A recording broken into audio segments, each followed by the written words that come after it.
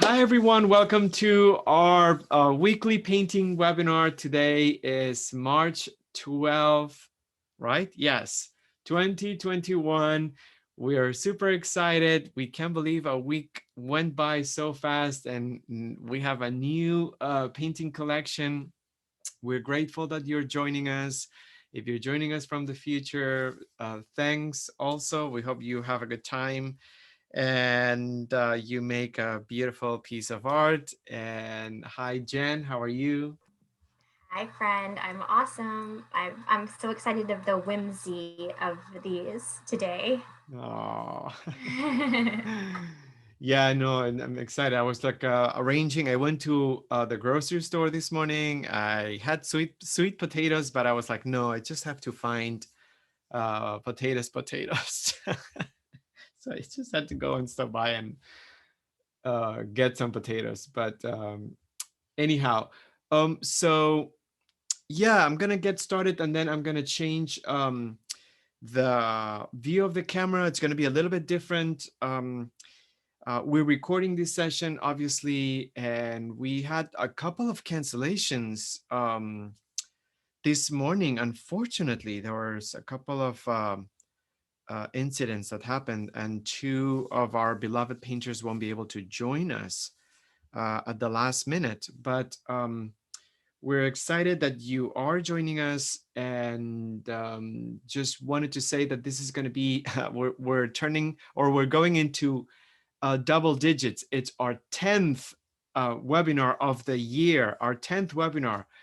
I still have to go back to my toaster painting because I have my eye on it and I need to finish it. Toasters, Kamala Harris, our bed pillows, clouds. I saw people posting pictures of clouds yesterday. Apparently, they were extremely dramatic, and it reminded me of what we did on the fourth week of 2021. The clown portraits are incredible. Self-portraits blindfolded, American skin, first dogs, oxen. Cannot tell you how much we love the oxen paintings. They're incredible. And potatoes, portraitos. We're gonna do portraitos today. So I'm gonna switch the screen. And by the way, you can just sign up with to any of the webinars that you haven't had the chance to do if you're interested. All right, it's not great, but I just switched the image or the camera, and I didn't print the plastic piece. I'm gonna add it a little bit later, and I'm gonna work off of the screen. So that's gonna be really interesting. So this is the best way that I could just arrange the potato and then my format. I'm gonna start explaining my format. I'm deciding my 12 by 16 that I'm using, fairly large. I almost thought this morning this would be really, really charming to do in a tinier format. But I feel like as it is, if you notice, this it's not super big. So I'm glad I'm doing 12 by 16. I'm gonna make the potato a little larger, a lot larger. So horizontal or landscape orientation, rectangular shape, and my painting surface is cotton paper, which I'm so grateful because it's smooth. It has a nice non-absorbing quality, although it absorbs a little bit. And then mostly because of the storage situation, I feel like I'm grateful that I'm able to pile my paintings up, and I use wax paper in between, and it just preserves the painting really well, and I'm also able to store it without taking too much space. I'm gonna get the charcoal, but before I just start with my potato shape, I wanna talk a little bit about an intention behind what we're gonna do. Um, we hope that things were a little bit clear between the presentation and also in the email. We try to give a little bit of an instruction. The idea is to combine observational process from life with recreating a scene with added elements. So this is going to be a combination of two different components. The way I'm thinking I'm going to approach this is to start with the observational and then maybe leave the addition towards the end, the last half an hour. But as I was posting the images on the folder, I realized that I had an opportunity to actually decide what I want to do with the potato. Because I thought, you know what, I'm going to add this hat and then I'm going to have the shoes and then I want to have a mustache. And I wanted to go in the direction of as non-binary as possible, just to kind of like reinforce this idea of documenting this change, which we are thrilled that it's happening. It's dropping the prefixes from Potato Head toys. So I had to think a little bit about how I want to approach this, and if I want to add one element, more than one element, and also where, because I thought, you know what, I'm going to put the eyes on the potato. But then I thought maybe that's too predictable. So I'm not sure. Am I making my own potato head? What do I want to do with this? And I feel like conceptually, this is something that I'm excited to reflect on because so far we've worked pretty much observationally, meaning like either from live or mostly in the last 5 sessions off of a photograph. So this is exciting because we have something from live and it's gonna have different challenges. I haven't taken a photo of the potato yet. Um, I'm glad that I have the artificial lighting that we talk about in one of the tutorials. So this is gonna maintain the light of the still life uniform. And I'm not sure how long I'll be able to keep the potato here. And I'm not sure how long or what kind of quality of light I'm going to have later during the day. So I'm thinking that I'm going to take a photo when I finish the session. And I'm going to use the photo for maybe a later time in the encore next Monday and also the studio time. So a lot of factors to consider in regards to the concept, what do we want to do with the still life, and also the actual setup, the lighting. I also played around with different surfaces. So I have the potato over the iron board, one of the vintage iron boards that I use for as a table. They're really handy because they don't take a lot of space. They're narrow, and then I can fold them and stack them against the wall. So I have a couple, and I use them all the time. So I brought a plate first. The potato didn't work over the color of the surface. So I'm gonna spend a little bit of time because this is gonna be one of those things that it's gonna be extremely deceptively simple. The more simplicity or the more simple things look like, the more challenges arise. So the color of the surface was something that I needed to change. The wood and the potato, they looked extremely similar. So what I did uh, was to bring a linen that I have, like this turquoise linen, because I wanted something that had the opposite in the spectrum or around the color wheel. And that's something that you may want to consider, because uh, don't rush towards like a sketch yet, because there are a lot of decisions that you may want to take um, in regards to arranging and thinking what you want out of the potato.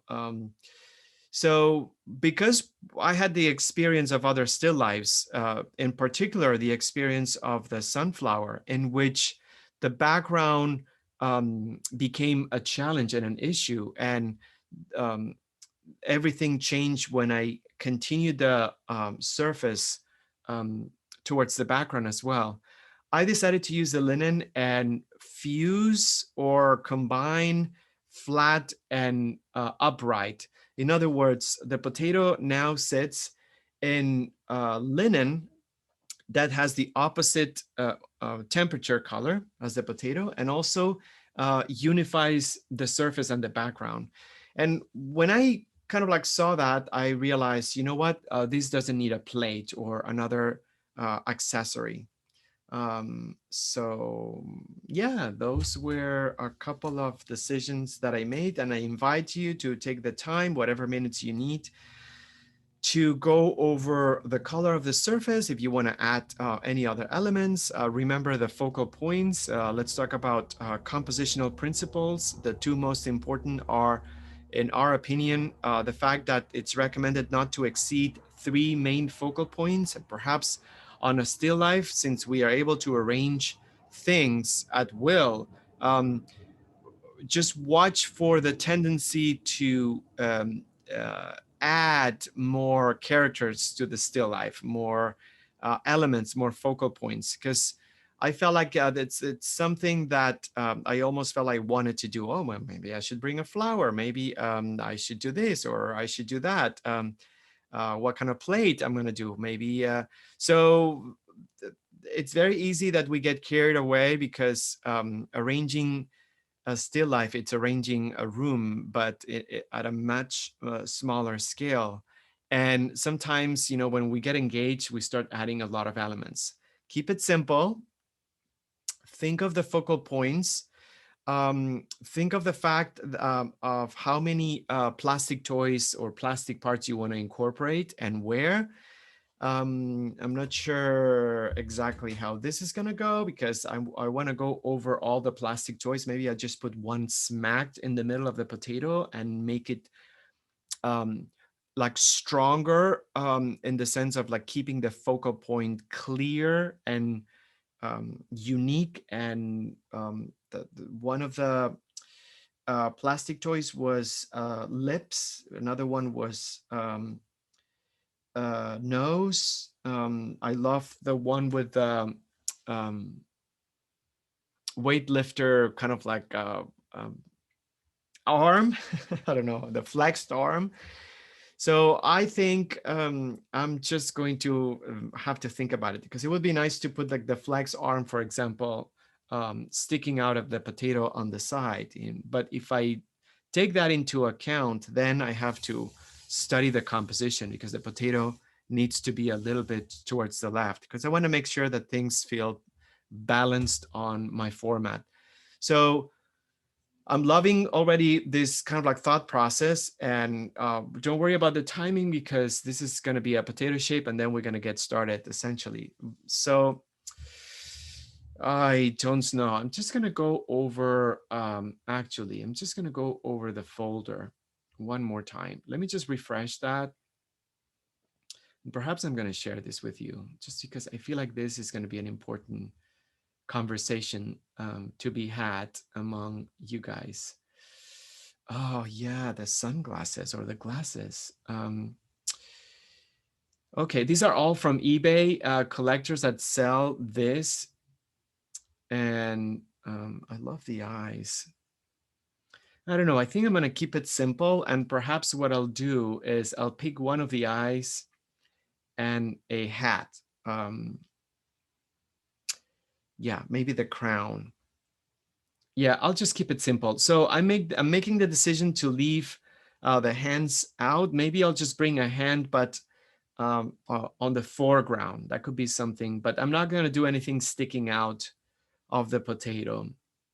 All right, so I think that's going to be it. One single element on the potato, I'm deciding right now. I think it's going to be one of the eyes, and I'm going to make them a little bit larger and perhaps a hat. I like this hat right here, but I'm not going to make a decision yet about which one.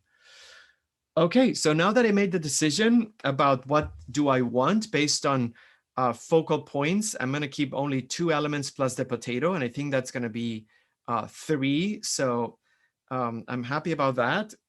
I'm going to go ahead and decide how big I want the potato. And I think since I said I was going to do a hat, I think I'm not going to make it too big because I love the cast shadow and I want to incorporate the cast shadow in the composition. So I'm gonna make the potato a little bit smaller and see if I have enough room for the cast shadow.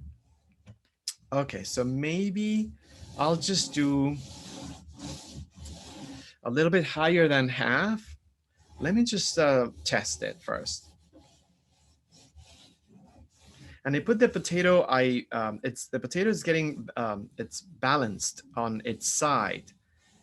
These are um, fancy potatoes, I would say. I don't know if such a thing exists. And I'm gonna bring the cast shadow. Okay, so I think that's okay. It's a little bit off. It's not in the center, but I like the fact that there's a cast shadow here, because I think like the light direction is going to be important.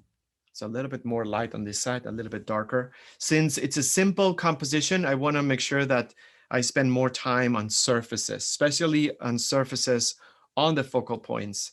So I think this is just going to be good. And then I'll have maybe the hat. Oh yeah, the hat could be on the other side. I could do the hat on the other side. So that way it counterbalances the shadow. And I could have the eyes right in the center, the eyes right in the center, the hat. Okay, so I made my decision um, uh, in regards to how to arrange the compositional elements. And hopefully the fact that I articulated my thought process invited you to reflect on as many criteria as possible. This is not just, and I'm gonna use the word smacking one potato in the middle of the painting and that's it. You have to consider compositional principles mostly, because if you start arranging too many things, it's not going to be wrong or bad. It may be absolutely spectacular, but I feel I want to stick with a traditional approach, three or less focal points, and see what happens.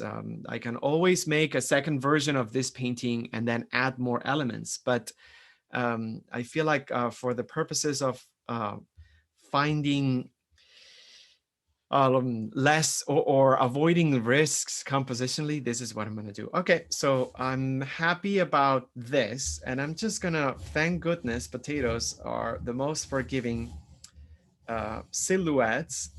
So I'm just gonna go over this and do a second pass on my potato shape, the potato shape of the potato shape, the potato. Oh, we love potatoes so much. We love to eat potatoes. We love to paint potatoes. It's such a great subject. And it was so nice to find so many artists using the potato as a subject on their paintings.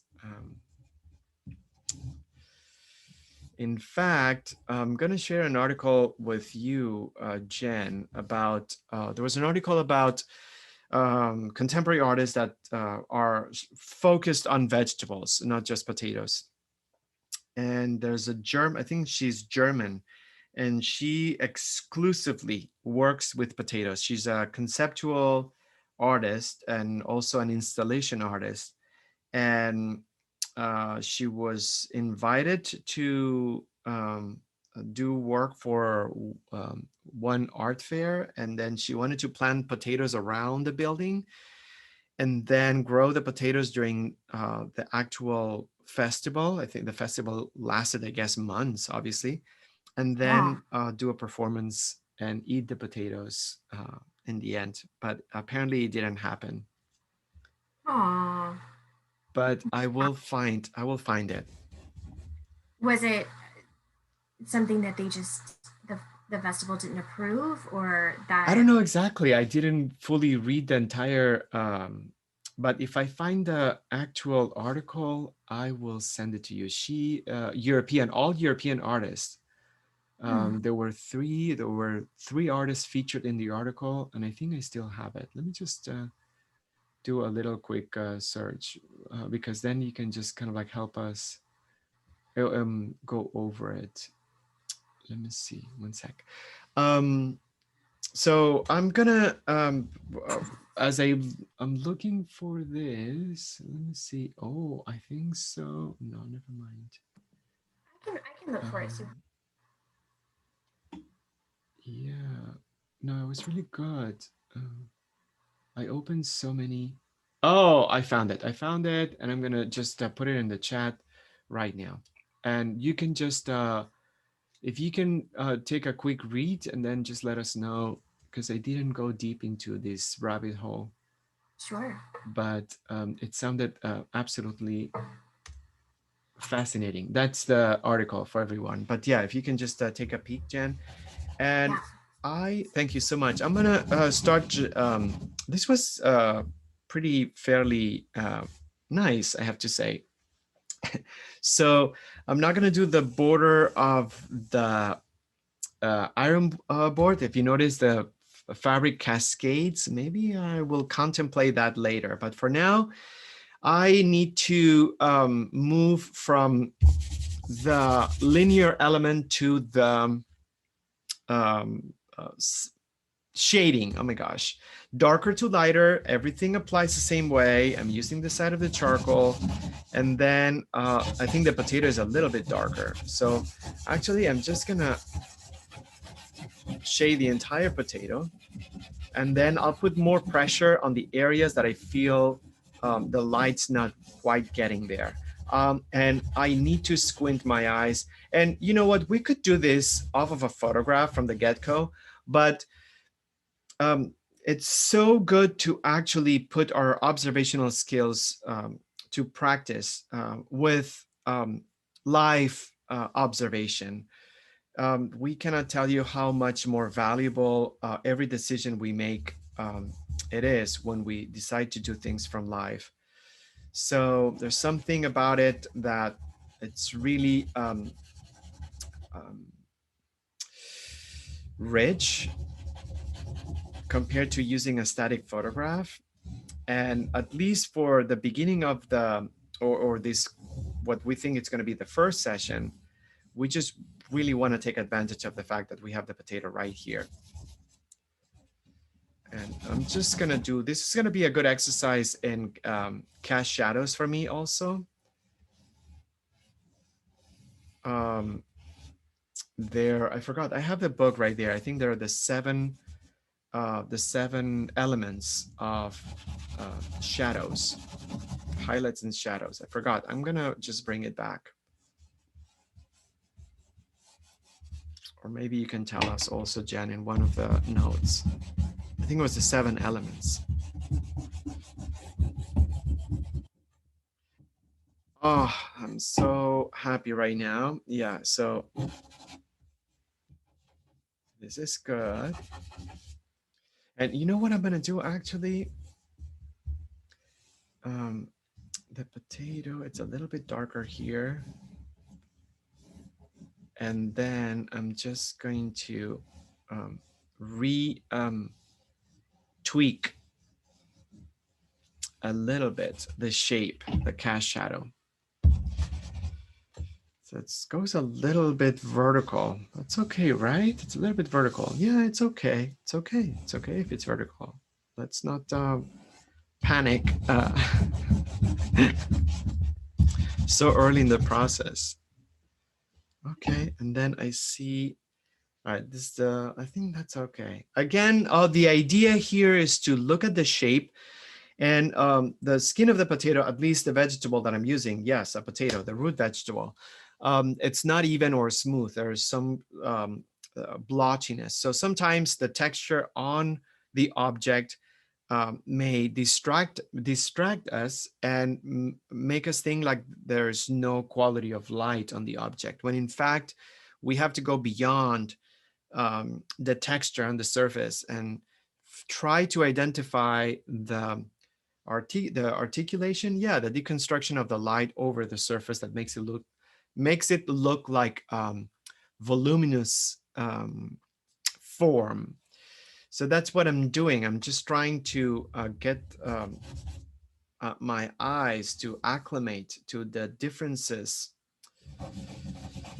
on the skin of the potato, and then try to find out. I feel like there's a little bit more lightness, and this is why this is so good to do live, because I am already finding out there are some areas that there's a little bit of a nuanced shadow between the two extremes of the potato.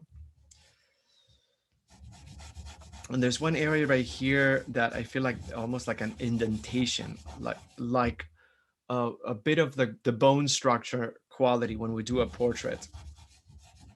Since we're doing a portraito, so bone structure I feel like applies here too. I also realize that there's something beautiful that happens on the edge of the potato, and that's something that I'm glad we have a chance to talk about. So anything, as you notice, the potato is really taking shape. And all these elements that we talk about are important in order to not only increase this idea of volume within a space, but hopefully everything that we talk about here, you guys will be able to apply moving forward to other assignments or subject matters or different paintings. So every time you have a shape that it's not flat, you're going to have elements that are going to be visible to the eye. And then there's going to be an area behind the object that naturally it's not going to be visible. Think the surface of the moon. The moon is spheric. We only see one side of the moon, but then there's a side of the moon that we don't get to see. The fact that we don't see the other side of an object on a two-dimensional surface doesn't mean that in from live it doesn't exist. It still exists, and it creates a specific effect on the sides of our shape. Sometimes this effect gets overlooked, but it's a difference between creating a shape that feels two-dimensional or truly bringing in this illusion of three dimension on a shape. So it's a deal breaker. It's a really important aspect. And the aspect is usually always concentrated around the edges of that shape. Why? Because depending on how we treat the edges, we're going to make this shape look like the surface continues behind or stops right there and there's nothing behind. It's hard to explain uh, why this is important, because we generally concentrate on texture and color and value, but edge is important to again bring this idea of continuation, and maybe that's the word that I should use, continuation. So look for differences in value specifically around the edge, because what we notice by experience is that there's always an abrupt change in value as the skin or the surface of the object turns to from visible to invisible. Um, and that continuation, that difference, sometimes it gets reflected or manifested in a very narrow area that has a little bit more contrast in value. So I think I just see this slightly darker. So what I'm doing right now is making a slightly darker edge, but it's not a line. Um, it's a slightly darker edge. And if you notice, I just made it right up here, and it just gives the illusion of that surface continuing. Hopefully that's the case. I think that's the case. All right, so I think that's good. Let's go for the wash, you guys. This is an example of how this is a line I need to soften it. how complex a simple subject could become. And also, we love the fact that this is an opportunity to really study and pay attention to things that sometimes, because of the sheer amount of elements that we have to represent, we don't have enough time to talk about. Absolutely. Yeah, it's not a Dürer, but I'm happy. Dürer was a German painter from the late Renaissance, who's famous for doing a sketch. No, it was a painting. It was the painting of the rabbit. There's a painting of a rabbit from Dürer. He was a great draughtsman, right? That's a good word. Yes, he drew beautifully. Um, and I love his self-portrait. It's so flamboyant. Jen, what have you read that can be shared about those Now, artists? now I'm looking up Doer's Rabbit. Oh, please upload it. It's fantastic, It's right? beautiful. Oh my gosh. Yeah, it's stunning. I will definitely do that. Okay, so I found the 7 elements of the Okay. so it's, I'm not sure where to begin, but center light, highlight, half tones, core shadow, reflected light, cast shadow, occlusion shadow. Ooh, Is that how you say it?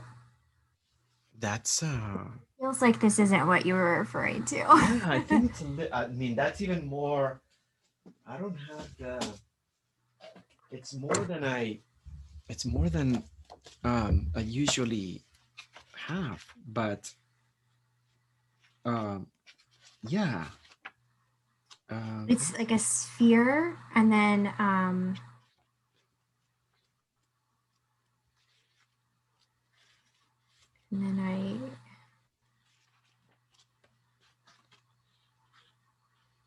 Occlusion shadow. yeah. Do you see it?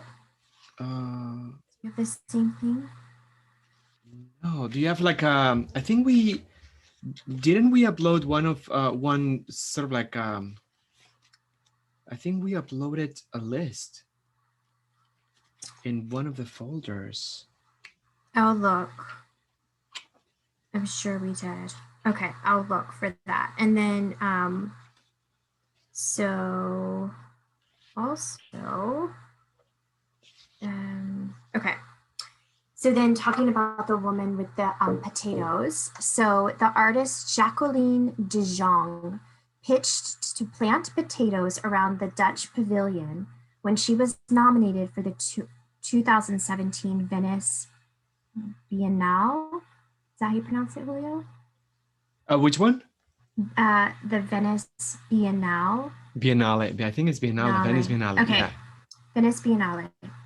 At the end of the exhibition, the potatoes were to be eaten in a special ceremonial meal. She has referred to her work as a potato language. Using the sprouts that hang down from a potato, she references the Inca's knot language, where knots tied into cords were used to communicate non-verbally. I love that. Remind me to tell you about something else.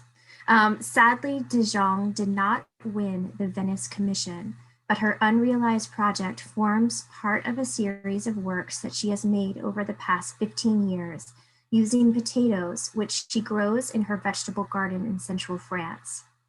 She makes paintings of potatoes, installations of potatoes arranged in a circle. She dries out potatoes and dips them in gold.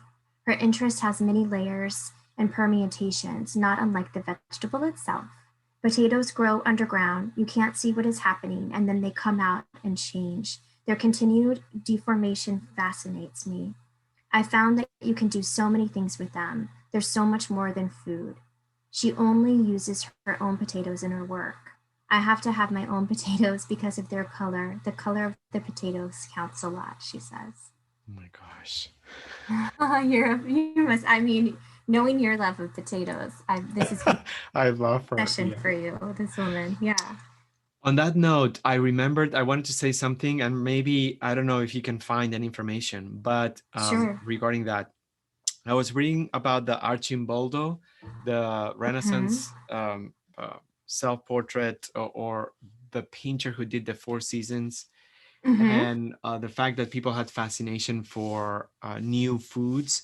And I read somewhere that Marie Antoinette used potatoes, like potato flour, I think they're blue, on her wigs as a sign of Oh. wealth and sort of like privilege and stuff, because that was the newest thing. No one had potatoes.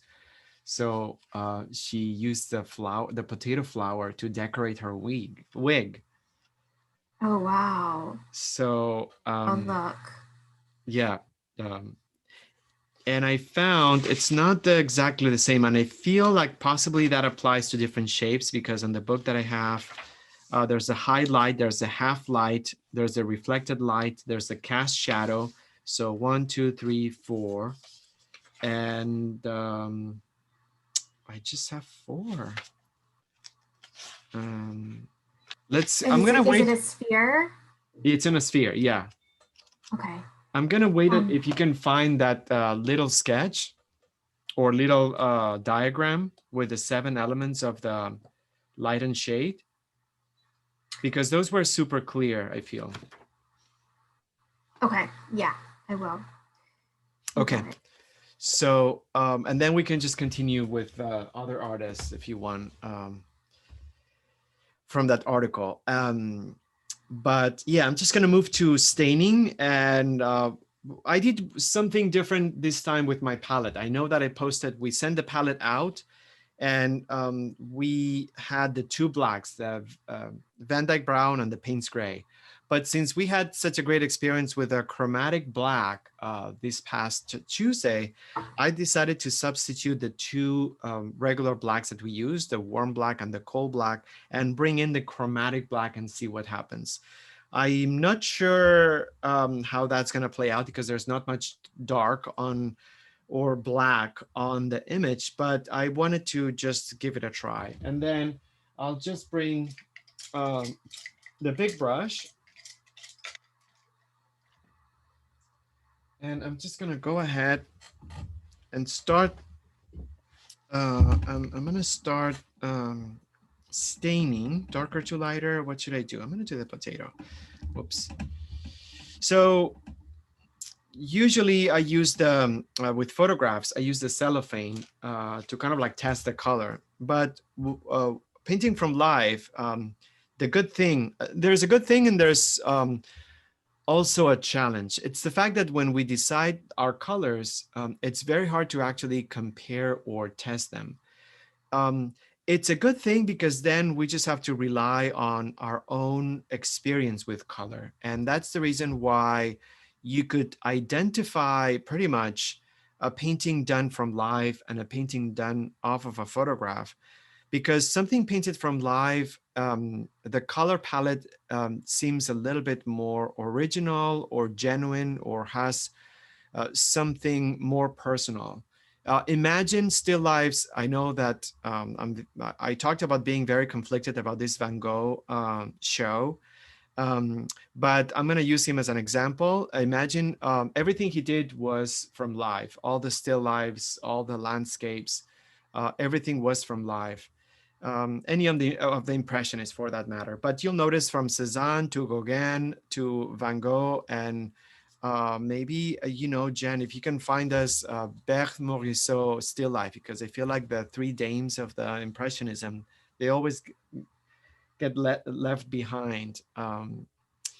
But anyhow, so their usage of color was original and different, and sometimes it didn't really represent reality. It was their own interpretation.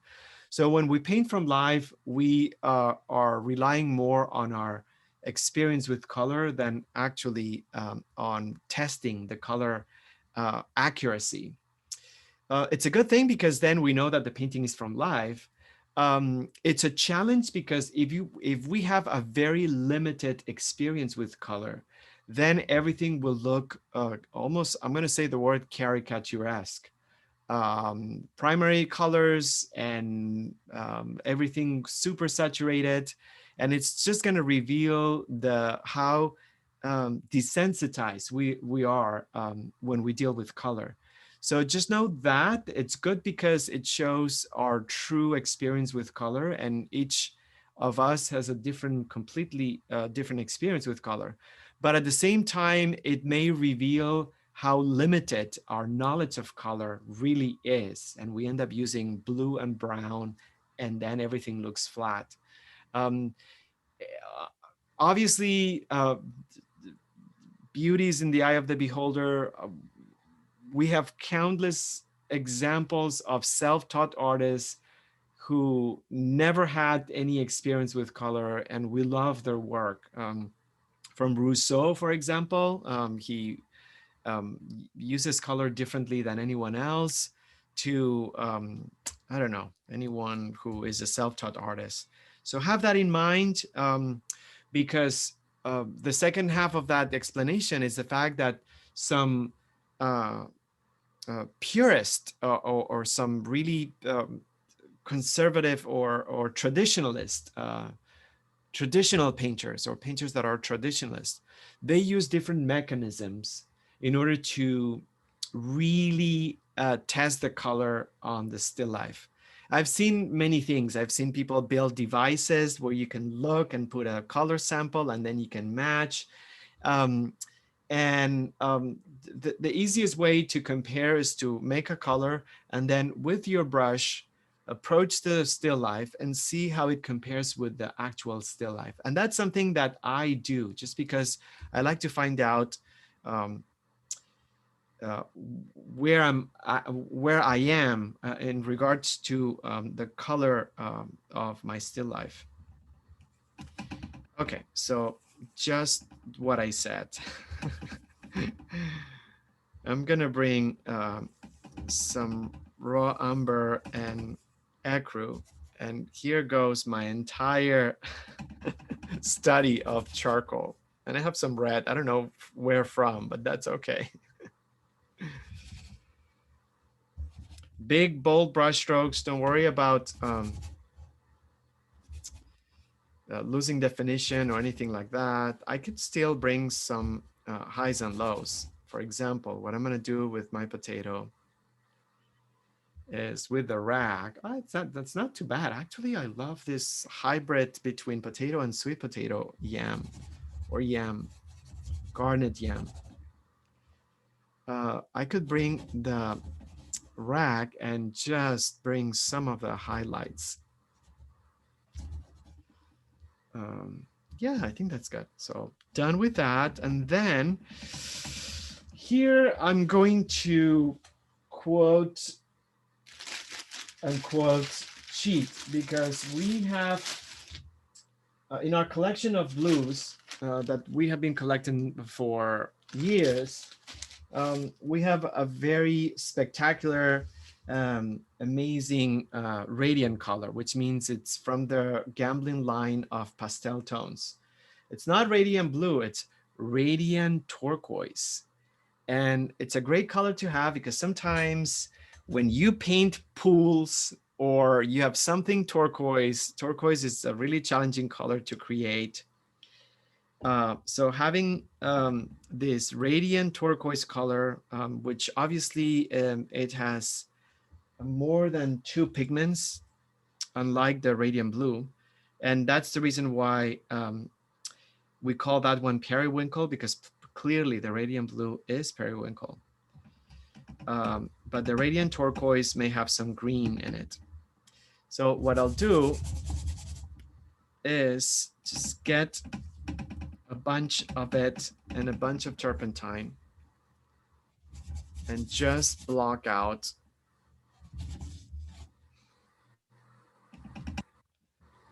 my surface. And possibly I should have, I'm gonna bring some chromatic black.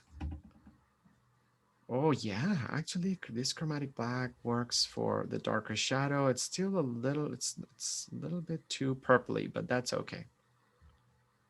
So just remember that about color. Since we cannot test it, we're going to reveal our experience with color. And let me just say something straight up.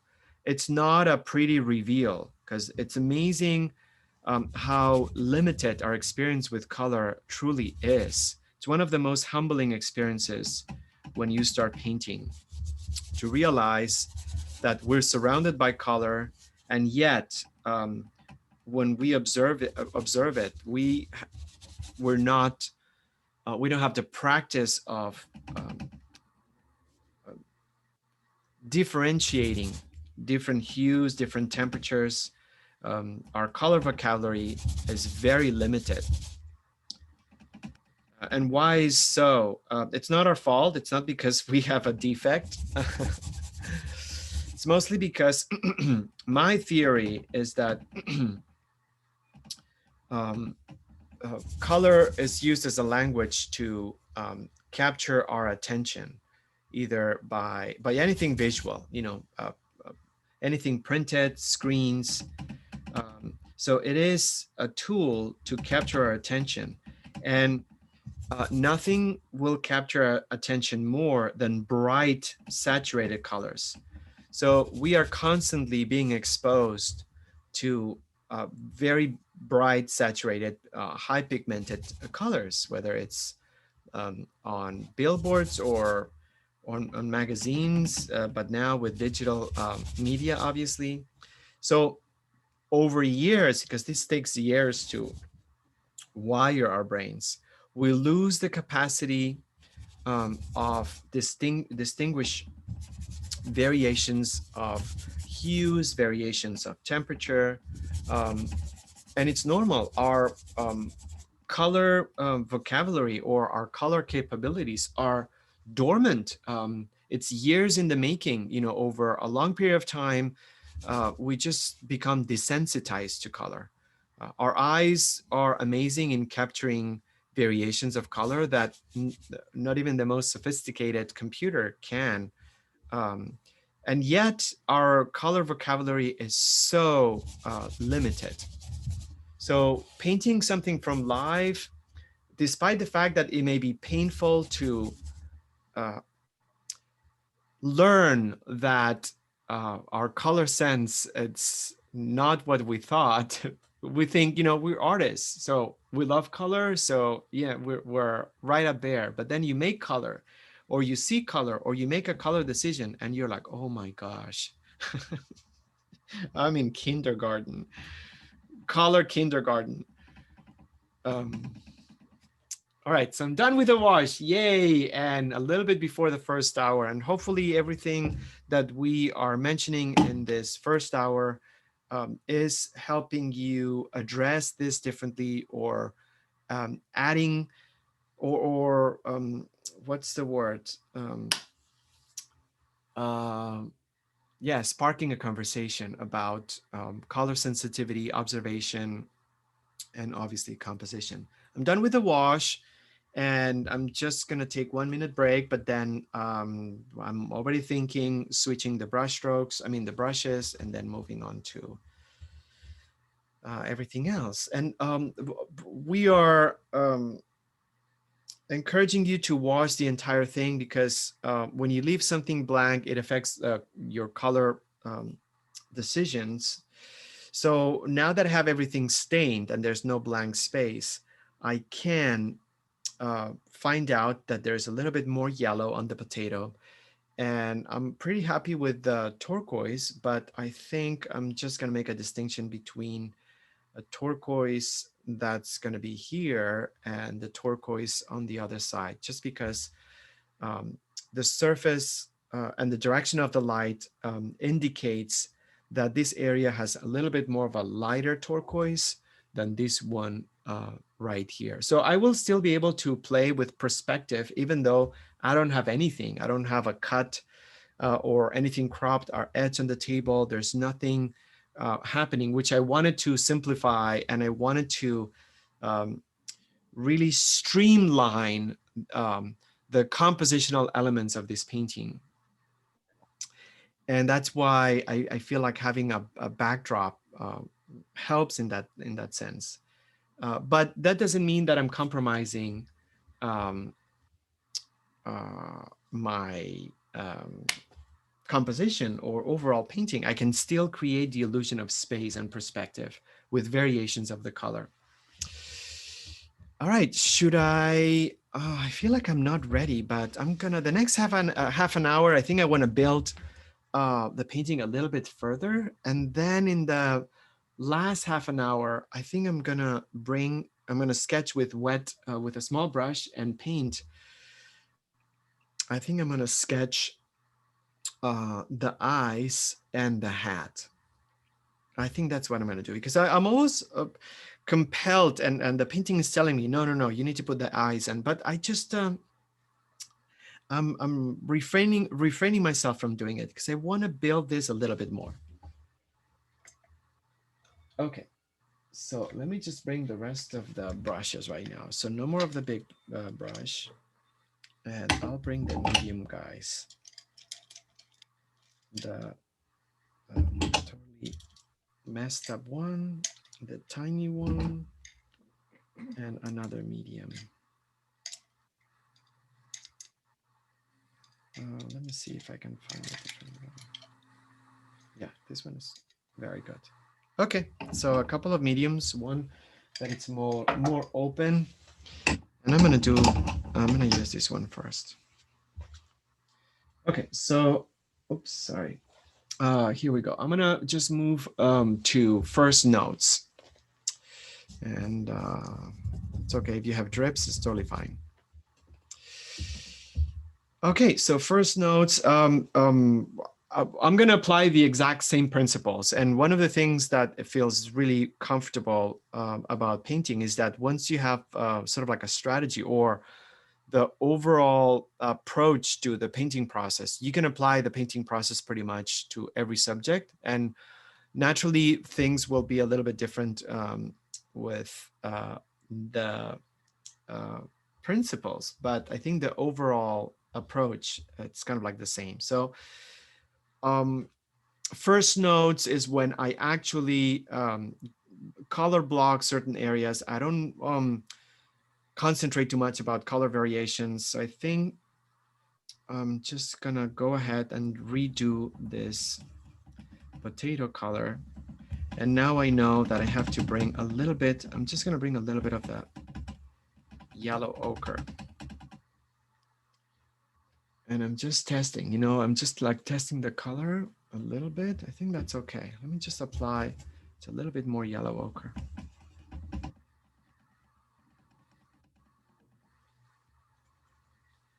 think that's good. And some ecru because the value it's a little bit darker.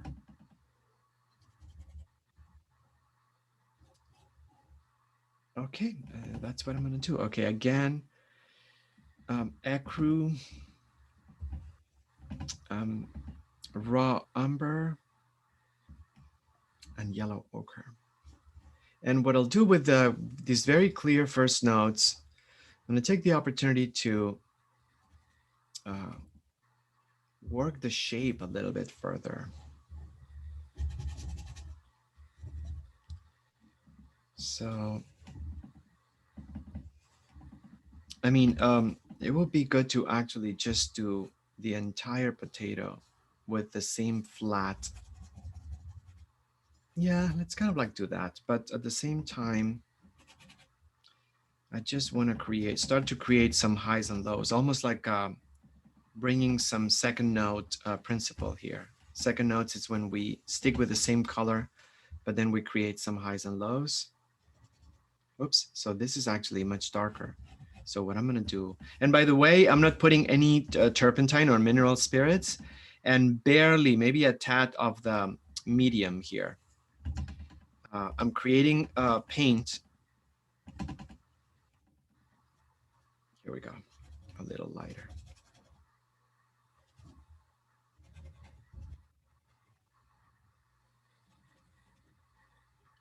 And then I'm gonna bring a little bit of darkness right here.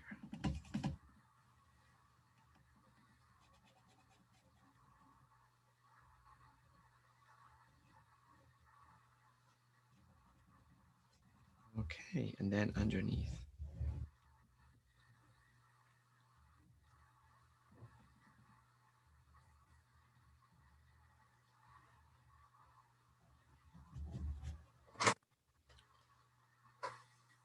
Well, if it isn't Mama.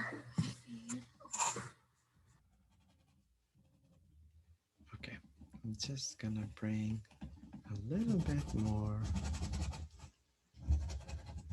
some lighter notes. I think I'm happy about the color. I testing the color against the surface. It's an approximation. It just gives me an idea of where I'm at, but obviously it's not the same as painting or doing a test around a photograph, or it's not the same, but it's good enough. I like, I'm embracing this opportunity to create a color based on what my brain actually thinks. And as we know, our brains, um, um, you know, they're not accurate when they make decisions.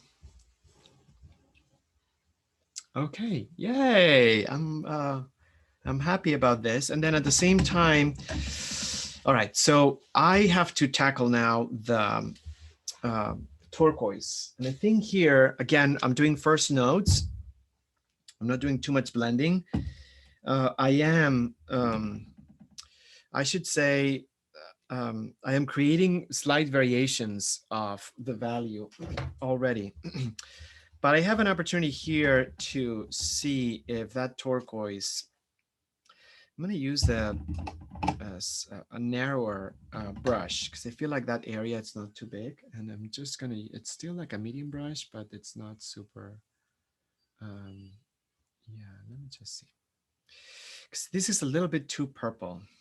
So I'm just going to, I need to make this color and I need to make it darker. And if I bring the chromatic black, it just becomes way too purple. So maybe, maybe that's not a great option after all. Let me see. I'm gonna match the value, chromatic black and turquoise. And now that I have the value matched, I want to find out if I bring a green, a viridian green. Gosh, that's such a hard word to pronounce. A viridian green, because I feel that viridian green has a lot of blue in it.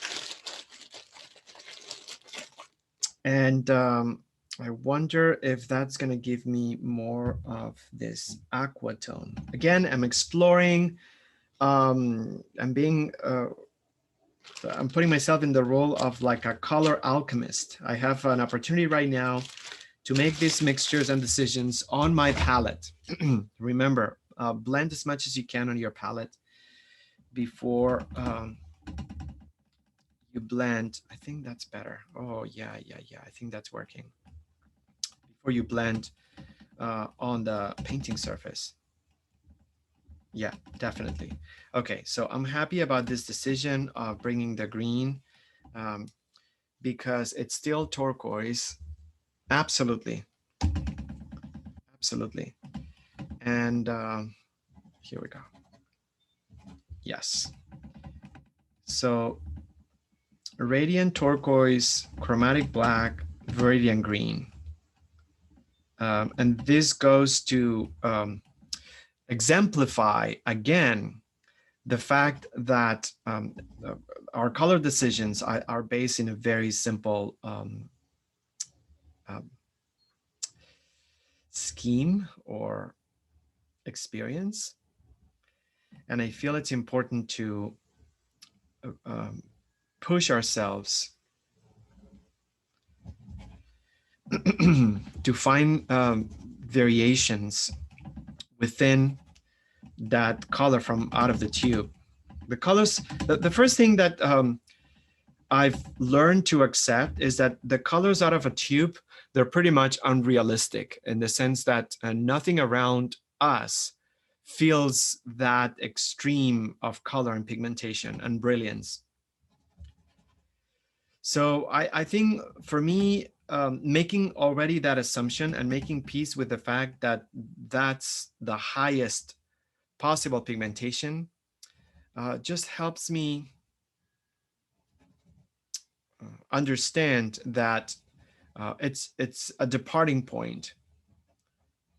Things start maybe there, but then when they are associated with objects, surroundings, light, they're definitely, I think that's good.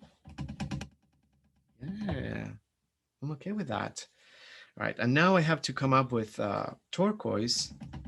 It's going to be a lot of turquoise being used here with some viridian green.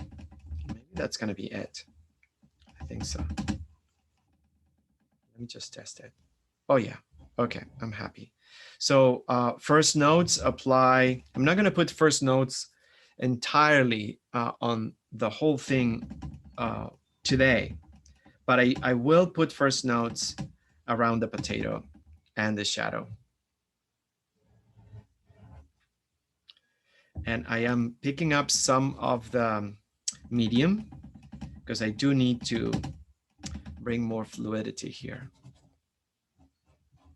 So many things that are happening that I'm seeing right now.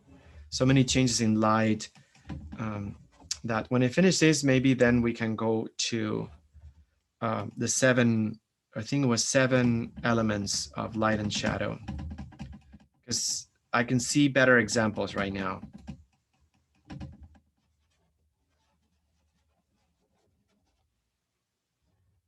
And the light's different, so things are changing. I feel like the light's bouncing from the window. There's a stronger sunlight, so it's illuminating. I like it a lot, actually.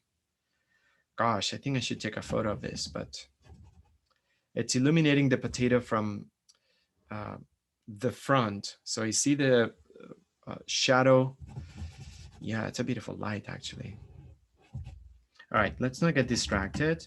And what I like about painting from live is that at every minute, we have a different light quality, which means that we have more options when we make decisions on our painting.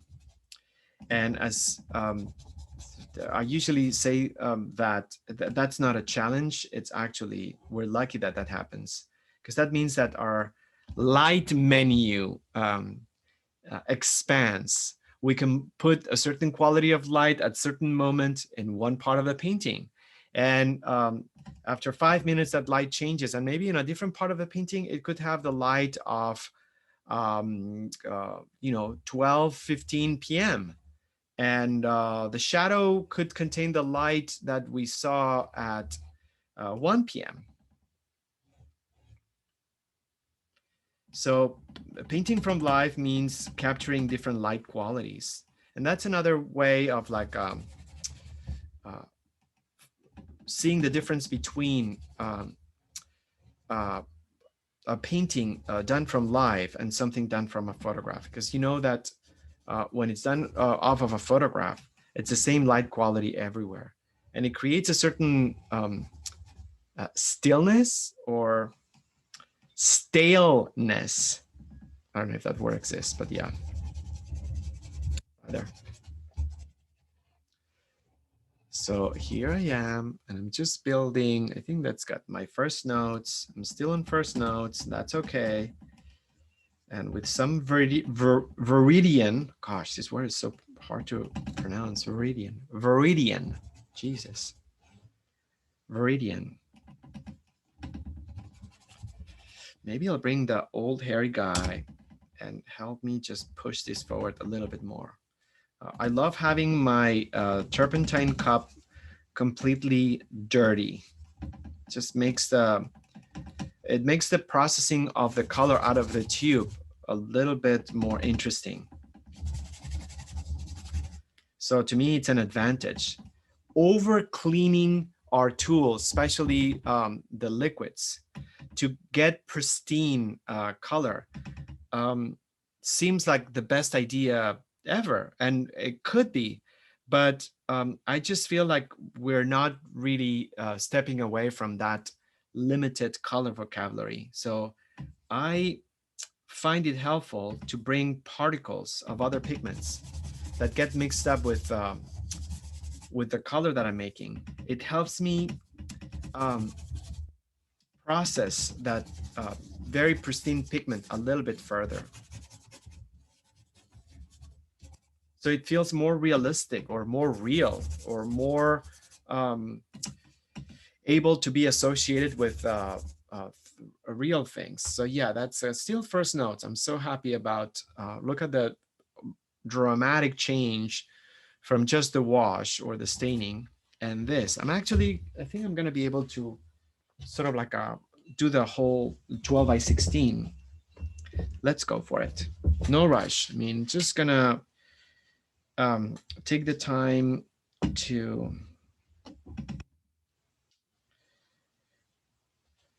make sure that I have this solid layer. Oops, sorry, this makes a little bit of an annoying noise.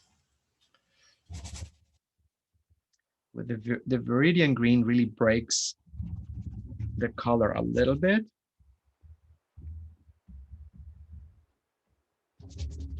And the medium helps me create fluidity.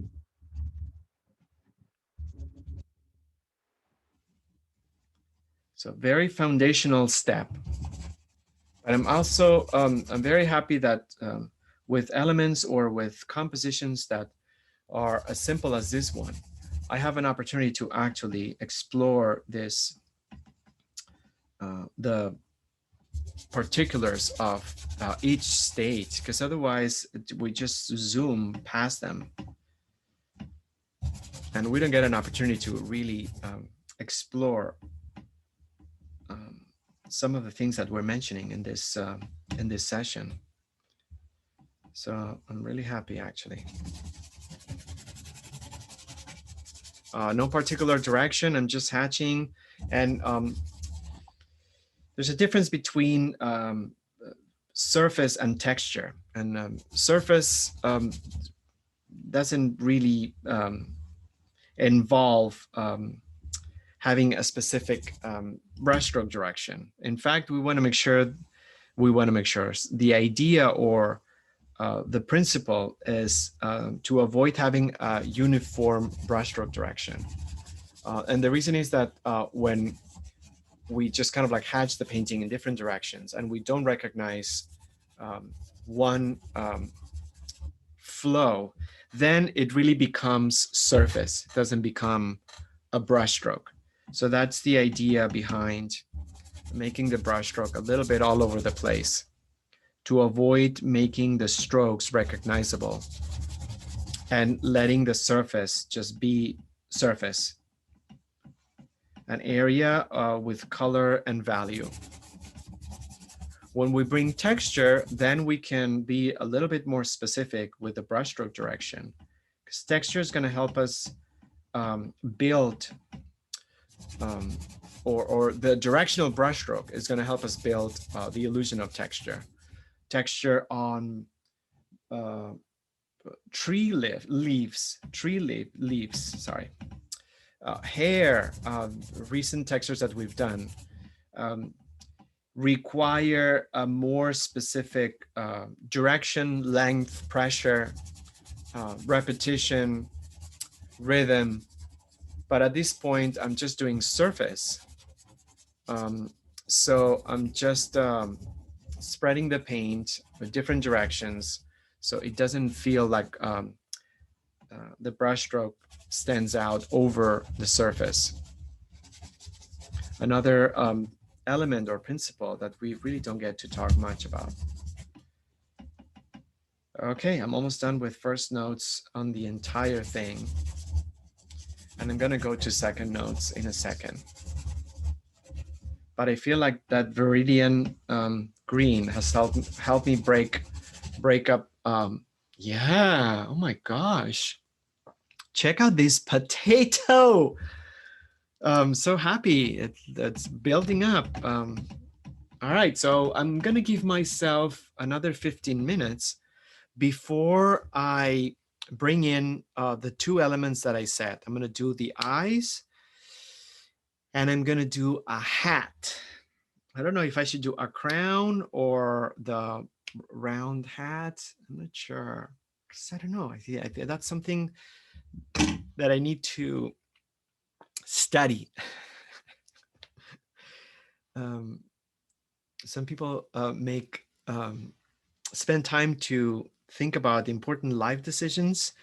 This is also serious. What kind of elements are you going to put on your portraito? Okay, so let's. Yeah, well, you know what? I'm just going to. Perhaps this could be a good moment. I don't know, Jen, if you can, if you were able to find that, because we could explain the second notes. Could be a good time to introduce the 7 elements of light and shadows. So I tried to do a deep dive into our notes, and I it was making me crazy. So I just went back to Google. But I think if you go on our shared photos, I Yeah. put lots of different examples and then definitions of each Okay. element. So that should be Thanks. off. Perfect. Sure. Let me just. Oh, perfect. Absolutely. Yes, I think that's the one. Yeah, I think that's the. Yeah, I think that's the one. All right. So this is amazing. A perfect time to do a quick sort of like pause. And so Jen, thank you so much for adding Dürer's famous rabbit. This is just amazing. And this was painted exactly. Let me just move this. 1502, 15 watercolor. Whoa. Geez. Yeah, this is like, uh, April, you're gonna see this like popping up, this painting a lot, I would say. These are the different lights and shadows. Oh yeah, the occlusion. That's I see what it is, but I've never. I think it has a different name in different books or something. But yeah, you can see that the light has different qualities. And this could be a good example to work on the potato, a good example to actually try to identify the different parts. And I recognize that depending on the book or the teacher, or they're going to be called differently. But yeah, center light, it's the highest, not the highest, obviously that's the highlights, the reflections. Sometimes people call this the highlight, but here they kind of like split up between the center light, meaning like the area of the object that receives the most light, versus a highlight. It just depends, because on a non-reflective area, obviously this changes. But yeah, there's a clear grouping between different things that could happen on the area that of the object that receives the most light. So the half tones, I feel like they have put this a little bit too towards the right, but half tones, some people call it differently. It's the transition between um, the area that receives the light and the area that has absence of light or receives less light. So it would be more concentrated on this crescent shape. So the core shadow, and again, it just depends on how the light bounces, but the core shadow is the darker part of the shaded area. So it would be the absolutely opposite of the center light. So these two are opposite of each other. But what happens with the rest of the shaded areas, it's much more sophisticated and complex than with the center light, or the area that absorbs um, uh, the light gets reflected, because we have the cast shadow, obviously, and then there is the light that reflects or bounces from the cast shadow onto the core shadow. So the core shadow is not uniform. The core shadow may have, it just depends, but may have some light bouncing from the surface or the environment back onto the shaded area. The occlusion shadow, perhaps we call it like contact point. It's the darkest area on the cast shadow. So these two could be grouped together by space. But yeah, that's one example. And obviously, it just depends on different, yeah, let's just bring, actually, let's just go by other examples. Um, Actually, let me just see. This is very good. So highlight, so this, for example, the center light, it's not on this particular example. So it's, they call it highlights. So center light, highlight, the half tone, it's when the light starts to transition. The core shadow, it's pointed at a different place here, but yeah, it kind of like coincides in the around the darker range, cast shadow and reflected light. So this one, instead of 7, it has 5. Um, so just this is like a billion, and I don't know. So center light, highlight, form light, the part that receives direct light. So what's the difference between center light and form light? I don't know, because I cannot read center light, but anyhow, so yeah, another the principle or theory or nomenclature, I don't know if that's word exists or not, but the halftones, I feel like the halftones are much closer to the core shadow. Core shadow, the same thing. Form shadow, so form light and form shadow, this is the part in shadow. Okay, that I think that's trying too hard, and then just gonna skip it because it's gonna make things a little bit more complicated. I love this one, Jen. The fact that, oh, you're that's it. This just gives me so much pleasure.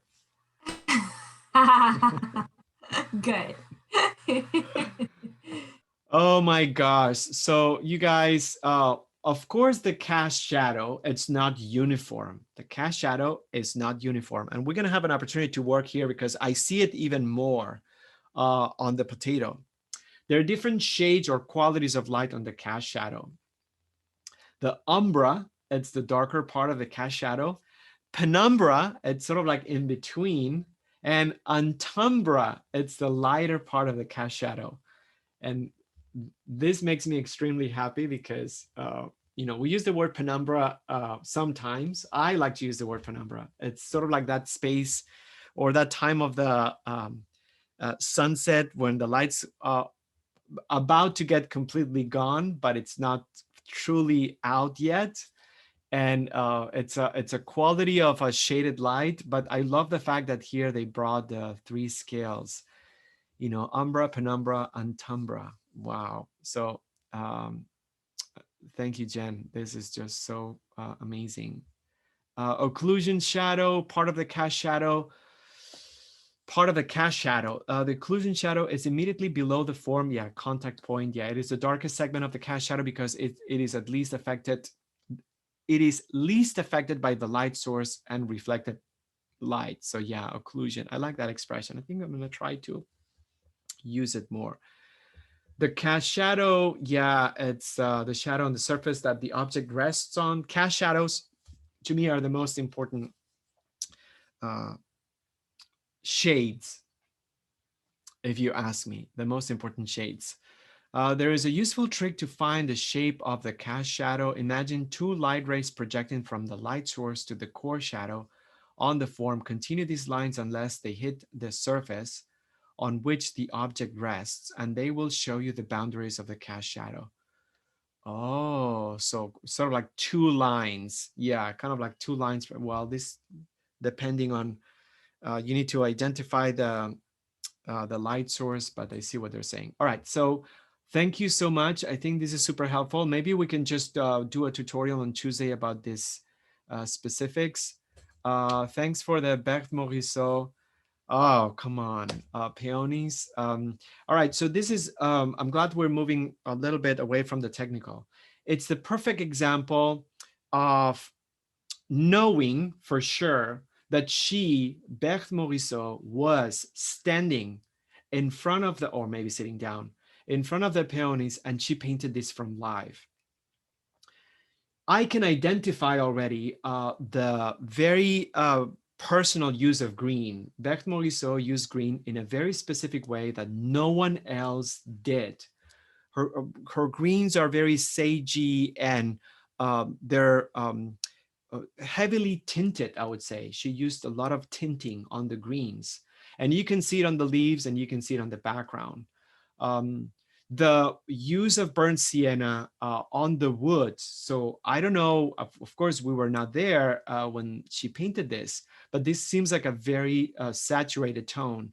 And obviously the red of the peony that it's opening, it seems like a very saturated color. So these are personal decisions that when our brain kind of like observes, it makes based on our experience.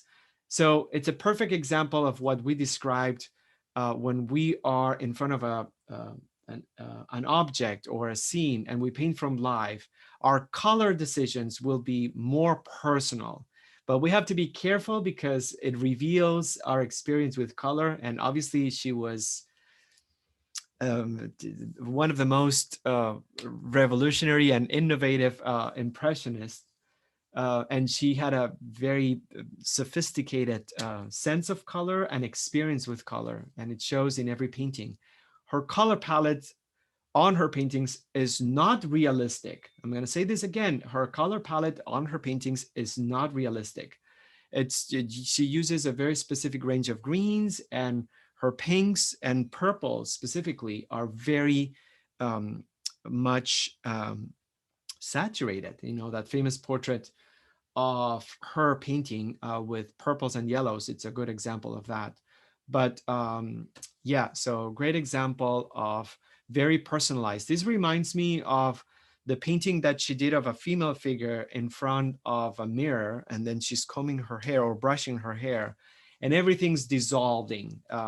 So again, the color choices, yes, they seem realistic, but they're very personal. You know, this dissolving and extreme tonalism. It's it's just amazing. Yeah.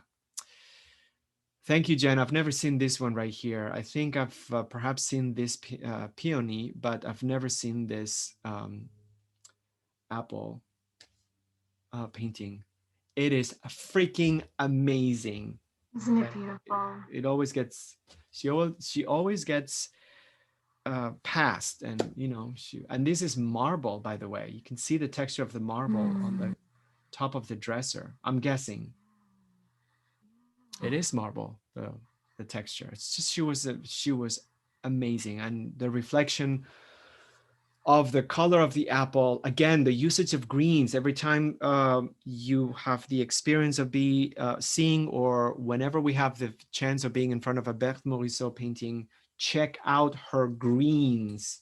They're amazing. The reflection of green on the marble, it's even a little bit more saturated than on the fruit, and that only tells you that she uh, translated the colors differently. She painted this from life 1000%.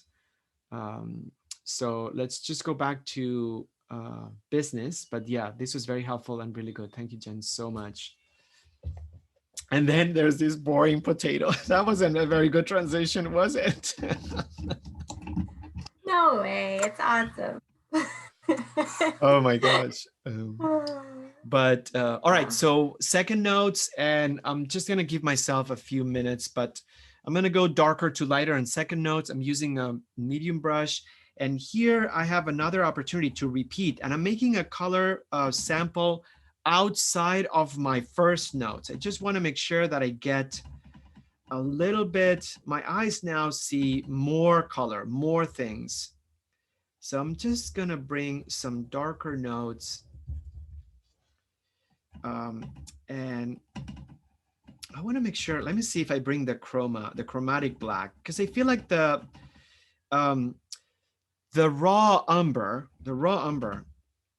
This is our raw umber.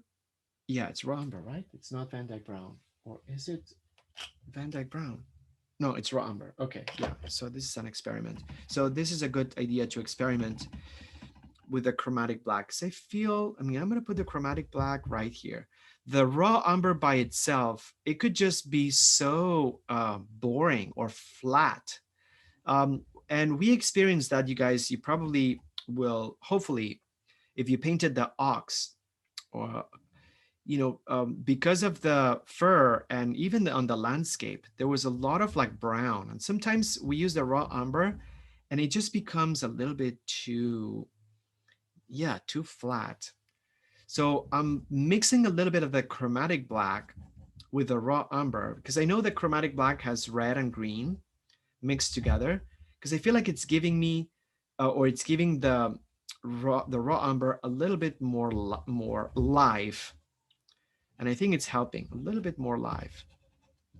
So darker to lighter. I'm just trying to apply here a very traditional approach and strategy, and then bringing some chromatic black. Yeah, this is actually really engaging. I just feel, um, yeah, it's really engaging. All right, so I'm gonna also, based on what we experienced, so we had the occlusion shadow, which I think I need to bring a little bit more. So I'm just gonna bring this occlusion shadow, or the point of contact, underneath. And I'm doing it because I'm doing darker to lighter. So definitely this needs to happen. So let's see what kind of like occlusion shadow I get with the chromatic black. It's okay, you know, I'm not unhappy. So I think that's it. Oops. So I need to find out the quality of the occlusion shadow, because this is not a sphere and it's not shiny. So so I need to find out exactly how it works. So there's a little bit more here. So I need to ground the potato. So occlusion shadow stops right here, not all the way. I think that's good. Um, the cast shadow here doesn't have much quality. I see a little bit of a transition, even if it in its narrowness, a little bit of a transition. So I'm just gonna blend the occlusion shadow a little bit, and then bring this much lighter. I'm gonna start bringing some white, because I wanna make sure that I start creating a lighter contrast against the cast shadow. I don't see penumbra, umbra, and antumbra here. But I know that they're waiting for me on the back of the potato.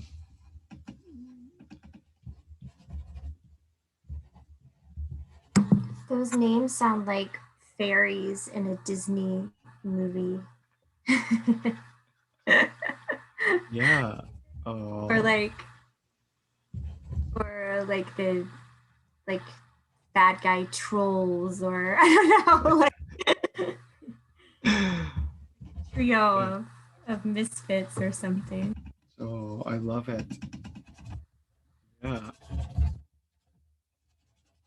So I'm bringing a little bit of white on the front, and notice that this is creating, I mean, a good example of how very small applications of paint can radically change the whole dynamic and the relationship between the forces in the painting. A little bit of the occlusion shadow, blending it towards the cast shadow, and lightening up the linen. It's the fabric is linen, and the linen, because it's foreshortened, the woven fibers, they just create more of a tinted color. And not to mention the direction of the light too. So what I'm going to do here, because thanks to the diagrams that you uploaded, Jen, I'm going to create a glaze, because there's a little bit of like a light bouncing. I'm going to create a glaze off the turquoise, bouncing the turquoise, bouncing on the potato. And it's a good trick so we can integrate the light quality of the two different parts of the, yeah, a little bit. It doesn't have, it's not going to read turquoise, but it's just going to bring a little bit of that temperature, a little bit of the temperature.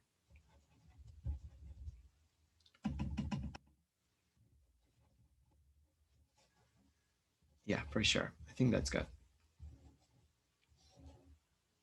Such a great exercise, if you ask me. Before we get into the playfulness of it. Oh, well, hello. That looks a little bit nice. Okay, so much to do and to talk about. The cat shadow. I totally see the umbra. Let me see if I can make it even a little bit, sorry, a little bit darker. A little bit darker with Viridian green for sure. With Viridian green, let me see if I can just make this umbra a little bit darker.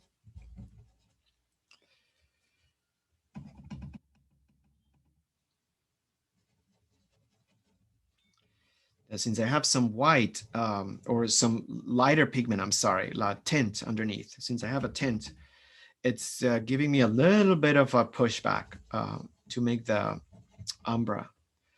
Then I also see umbra. Well, it's that, I mean, that's essentially the categorization. It's based not on light quality, but based on position. So let's kind of like go back to the penumbra and then just bring, I totally see a different quality. I'm gonna make it a little bit lighter. And that's a little bit easier just because applying a tint over a darker area should be a little bit easier. So I'm adding a little bit of the penumbra and I'm fading, yes, and I'm just gonna blend, this is second notes already, so I'm just gonna blend the umbra and the penumbra. And then the antumbra is a little bit darker here. The antumbra is a little bit darker. I don't know why, but I think it's because the linen, it kind of like creates, it's not flat. I think that's why it is a little bit darker. So I'm gonna make that antumbra a little bit darker.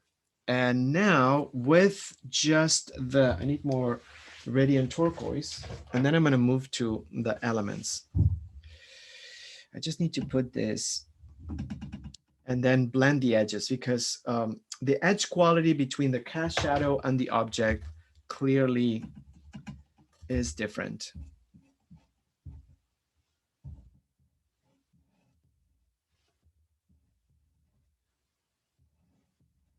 So I'm just gonna work on that gap first. I'm gonna work on that gap.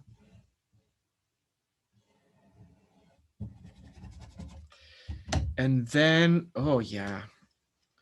And then maybe with a clean brush, I will just, maybe I'll just apply the Bouguereau method. Is it Bouguereau? I forgot, Jen. Bouguereau? Yep. Yeah, Bouguereau method. What's the Bouguereau method? We talked about it last night. Bouguereau was a French painter, I think 1800s? I'm not sure, Jen. Yeah, right? Yep, 1800s. 1800s. So he applied layers on, the way he applied layers over dry underlayers was he applied brushstrokes and then he used a knife and then removed them. And the remaining painting particles, they created this kind of like softening effect.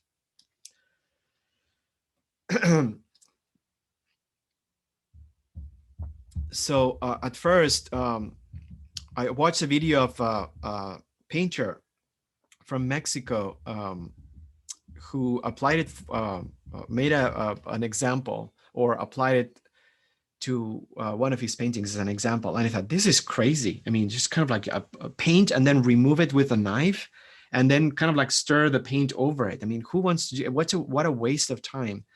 But then we were sort of like applied it. And actually, I think it's not so silly. So I'm just adding that effect, which is essentially adding the paint on both sides. What I did as a simplification of that quote unquote method, because yeah, it's just apply paint on both sides, and then I just went with a rag and I just wiped it off. Okay, so you guys, I am gonna do something really quickly. I'm gonna because I had so much green tea that I need a restroom break. I'm gonna pause the recording and I'll be back in 2 minutes. Okay, thank you. I was dying. Sorry, this will be recorded for posterity, but I don't care. All right, let's kind of like go to the I should say this. We're gonna give ourselves a little bit of time after the first the 2 hours, but um, there's so much more that I want to do with in regards to second notes. I feel like right now I'm already engaged. I can see more. My eye finds variations not only of value, but also of color. I see more yellow in certain areas. I can start seeing some pink in on the skin. So some lavender even. So I'm really excited about bringing all those elements. And I could just be painting these for not only the rest of the time, but the rest of the afternoon. But I feel this is just the beginning and the chapter one of our process. We want to juxtapose this with the plastic toys, which I think that's the whole point, and what this is um, going to be a painting that it's going to go beyond um, beyond the representation. And so I'm a little torn between three. Well, let's kind of like the eyes. No one has chosen this. I'm gonna do the pink. These eyes. I think those are really pretty. So I'm gonna put my name. Okay, so this one's taken. So I want to do those eyes, and then the hat. Gosh, so I love the Santa hat. I think that's hilarious. The crown is nice, but I'm not sure. And then I like the black hat. Um, the clown hat is really nice too, actually. Gosh, okay, let me just I'm gonna do this hat. I'm just gonna do this one. Okay, so let's start with the eyes, and then I'm gonna stop sharing this so you can see it, but then I'll just have the, yeah, I'm gonna start with the eyes. All right, so since I don't have it printed, I'm just gonna have to make an interpretation here, because I'd like to print this out, because I'm not gonna put them like straight the way they are. I feel like I want to turn them a little bit sideways. So I'll just use the Radiant Pink, and I'm gonna make them larger, and then yeah, I think that's okay. I want to put them in the center. So I'm just sketching a very thin brush, and what I'm doing, I'm sketching the shape of the eyes. And yeah, I'm just doing a little bit of an angle here. And I think that's okay. The other section right here, I just love this combination. I think that's good. And then I'll just use a little bit of white, and I'm gonna sketch the rest of the eyes. I'm gonna have to make an interpretation about the light direction on the eyes, but that's okay. It could be, I think it's just gonna work out. Whoever took this picture on eBay, you know, so bad, because the lights from behind, so it's gonna be a challenge, but that's okay. We'll make our own interpretation. And then, oh, the iris color matches the linen. That makes me happy. So that's gonna be good, actually. So I'm just gonna bring that color here. I'm gonna bring that color here.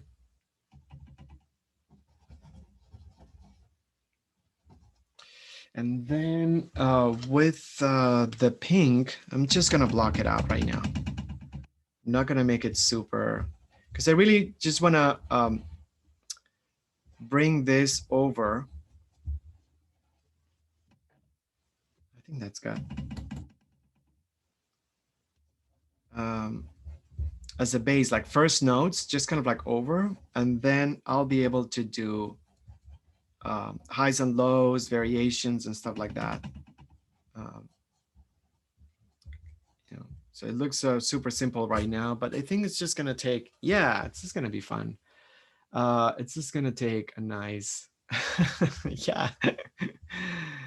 Yeah, should I do the hat? Actually, I'm not sure. I think this, yeah, I said I was gonna do it, so let's kind of like go for it. But yeah, I just wanted to pencil this in, and then let me do the first notes on the hat, so I can.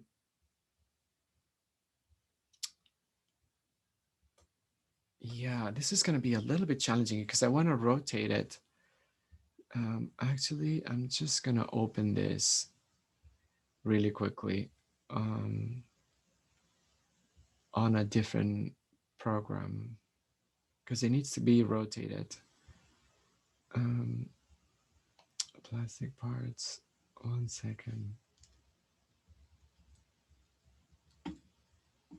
Oops.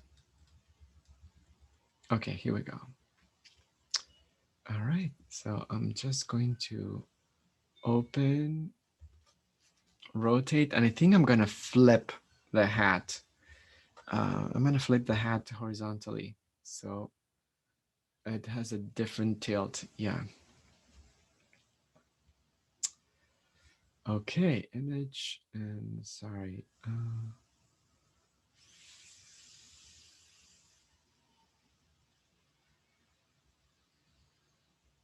Oh,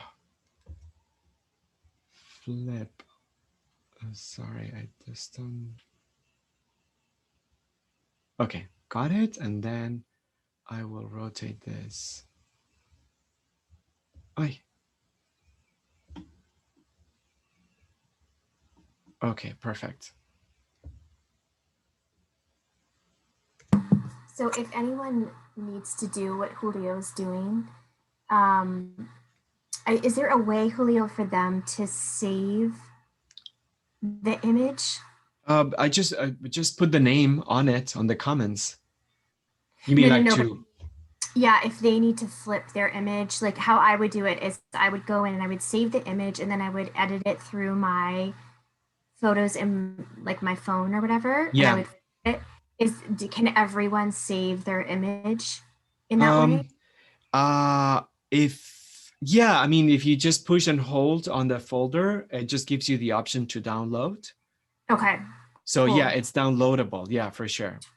Okay, great. And then what we would do next, or what I would do next, is I would go back to that photo within my In phone. the yeah, in the image Yeah. folder on your phone or in your phone, Hmm. and then you could just click edit, and then you could rotate. Um, you could rotate, and you can also flip as well. You could rotate and then save it. Yep. Yeah. Cool. Yeah. Just to give everyone a Yep. Yeah. I think that's a good idea. tutorial. Yeah. Thanks, Jen. That's a good idea. Okay, so I said I was gonna do the hat on this area. So let me just kind of like bring this and see what happens. Yeah, this is a pretty big one, but that's okay. That's okay. So I think that's gonna be fun to actually do. There was one series that we did a few months ago. I forgot the name of it, but it was inspired by a painter who was part of the magical realism, which was a movement of artists who wanted to um, experiment with realism in a different way. Um, I forgot. It was a still life also that we did. This reminds me a little bit of that, isolated objects. Was it the Vivian Mort or something like that? Yeah, I think That so. You're one? right. Yeah, You're right. Okay, so I am going to, okay, that's good. I am going to bring, I just sketched it and I'm going to bring some darker darks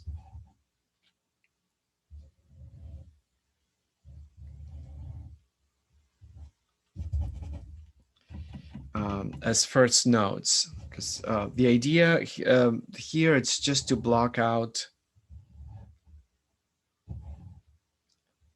yeah, just to block out for now.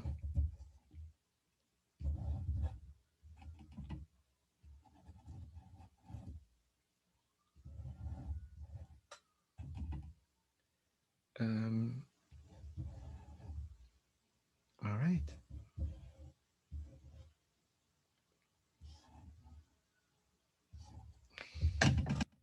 And then I'll bring some gray right up here to create either here it's the center light with a chromatic black. Chromatic black is not bad, actually. I think I'm happy about so far.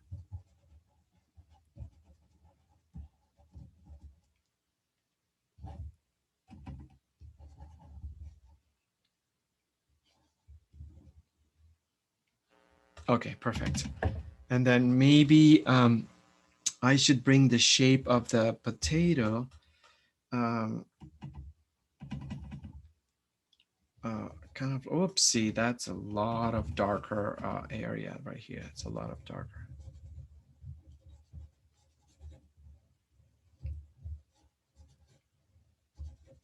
Okay. Yeah, so I got the eyes and I got the hat and then first notes of both. And yeah, let me see from the camera. I think that's hilarious. I think that's good. So I am going to possibly work on the hat. Yeah, I'm gonna work on the hat. It's for the rest of the session because I feel like I could just bring a little bit more definition on the hat, and it feels. I wanted to feel a little bit more anchored, and since I was able to tweak it, and um, so yeah, I'm gonna bring the small brush, and I'm gonna put second notes on the hat. And second notes means, oh, it's going to be a little bit challenging because I have some, it means from darker to lighter. I have some lost edges here. So darker to lighter, squinting my eyes and bringing that plastic part. Um, if we want to add a layer over a surface and it feels very wet, but we still want to work on it. Sometimes what I do, I just put very gentle pressure on it and it usually does the trick. The only thing that I need right now is just to build a little bit more the form.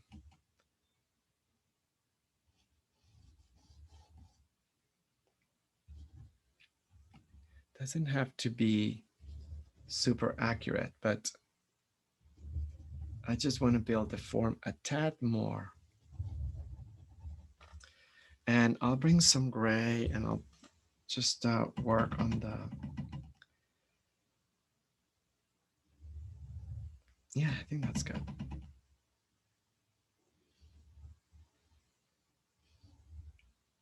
There is an edge right at the bottom. So right now, just I'm doing second notes on one of the plastic pieces over the potato. And I'll probably, this is going to be very wet, this area, because I'm putting a lot of black paint. But um, in about in 24 hours already, the paint pretty much sets, so it creates a little film, so you can work on it, I would say, the next day. But yeah, and I'm going to bring some shadows. How do you integrate the shadows? Well, this occlusion shadow that we worked on, it's just going to be, the concept is going to be fundamental to anchor the plastic toy pieces, the plastic pieces, to anchor them on the potato, because what we're going to have to do is recreate, and even the cast shadow. So I have a cast shadow right on the right side of the potato, but what I'm going to have to do here is recreate or bring correlations, not literally the word recreate, bring correlations between different parts of the potato. And in fact, I think the highlight or the center light on the hat should be moved a little bit towards the left. So this is a good, I'm glad I'm doing just the hat right now, because this was an important step. I'm not just literally uh, um, recreating or translating the things from the photographs onto my scene. I have to move around the highlight and the cast shadows also, in order to make it really look like it belongs there. And that is the challenge, the most challenging aspect of this painting, to sort of like bring, yeah, much better. Um, a correlating relationship between the dynamic of light and shadows on each uh, component, because otherwise it's going to look like it's collaged and it's forced. It's going to look awkward and not really well integrated. And talk about how important integration is here.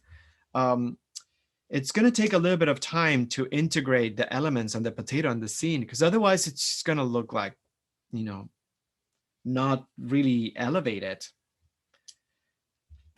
Um, so that's the challenge here. It's just to um, not only add the plastic pieces, but also make the light decisions in order to make them look integrated with the potato. So it's a little bit of a highlight underneath.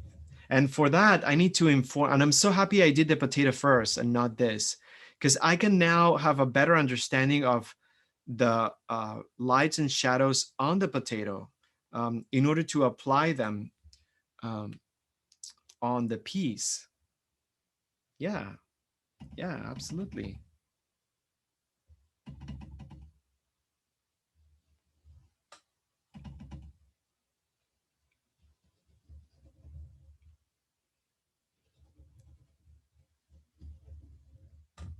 Okay, and then at the same time, I'm just gonna bring the Viridian, gosh, from the outside and shape and cut it so it just it gets detached from the background. Yep.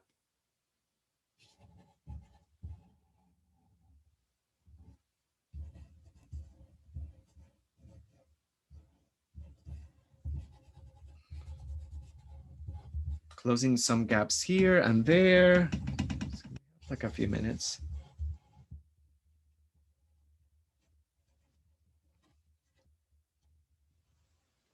I possibly need to work on the shape on the right, and also make sure that there are no there's no potato skin showing.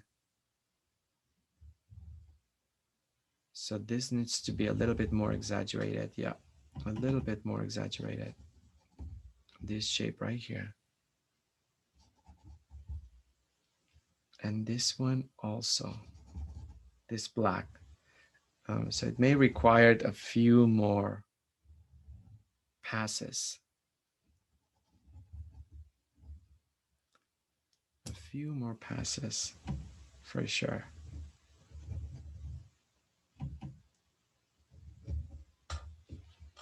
Yeah, that's nice. Let me see from the small screen.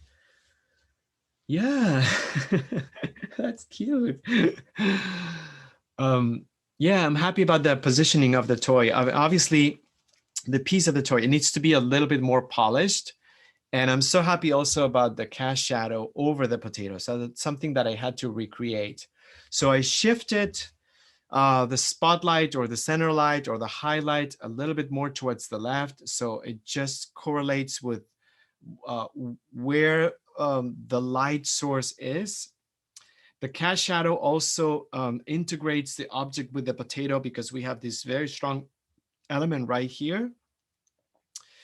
And yeah, so I'm gonna add a little bit of work on the eyes because I feel like that's gonna be also very important.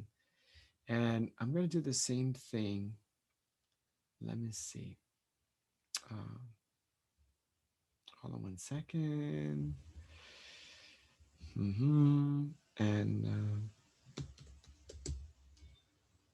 I'll just do this, and then I will. Um, and I'm glad, you know what, in a way, well, I could have printed this and then kind of like move the page. Never mind. I was going to say, I'm glad I didn't printed this because now I'm able to move it. But I would not have been able to flip it, which I think this was a good decision to. Um, yeah, it was a good decision to just flip them. Let me see if I can just. Oh, I like that. Actually, I changed my mind, you guys. So I'm gonna share what I want to do instead. Hmm. I changed my mind. Oh, sorry. I totally changed my mind. No one has taken this eyes, and I think I'm gonna jump and just take this. I feel like not only I love them more because they just bring this conceptual layer, but I just feel like the size of them, the fact that are much smaller, I think it's going to be better compositionally to the potato. So I'm going to actually do two things. Conceptually, it's just going to take a new life. Um, Compositionally, I feel like it's not going to be as overpowering as what I did. So there you go. I am going for the eyes with the heart on them. Um, yep, that's what I'm gonna do. That's what I'm gonna do, and I think it's just gonna be much better. Um, okay, so that means I'm gonna have to resketch this, but I will do it. Okay, so all right, so this is what we're gonna do because I think that entails, yeah, absolutely. I think these eyes are too big. Even if I would have made the same eyes, I think they're too large, and I just didn't anticipate that because I'm adding two elements, there's actually going to be a relationship between them. It doesn't make sense that on the potato I have the eyes and the hat that feel like they're two completely different toys. So lesson learned, and I'm so happy that I essentially only sketched this because I have to be um, considering the relative size between the elements that I put. So there's correlation not just between the light direction, but there's correlation between the size. I never thought that this was going to be an issue. Um, it's not like I find it an issue, but I just find that I'm just going to make things a little bit clearer and more focused. Okay, well, a lot of work to do, but I'm happy with the decisions that came up. I'm happy that I've been able to articulate what I wanted and also contemplate um, how I needed to make it work because I think it's important um, to consider our needs. Never mind. I don't even know how I was going to end that. The needs and the wants. I always read that and I'm like, okay, that sounds beautiful, but yeah, I have to think about it. Anyhow, so let's reconvene at 1:15. If you can upload the progress that you're at, this will be a work in progress. I don't care if you just did the charcoal, and that's it. If you want to share it, we can do that during the critique time, and it'll be very interesting to find out how what happened when you recreated your elements, because I feel like there were so many things that I changed and my mind about, that I'm curious about how you guys went about the business of recreating the elements on the potato. All right, so I'm going to stop the recording, and then 1:15 we'll reconvene, and then we'll just chat. Bye.